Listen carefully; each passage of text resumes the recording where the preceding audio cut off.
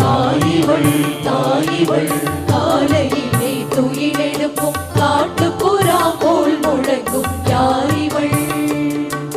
தாயிவள் தாயிவள் தந்தையவர் மந்தைகளை தீரருகே நடத்தி வரும் யாரிவள்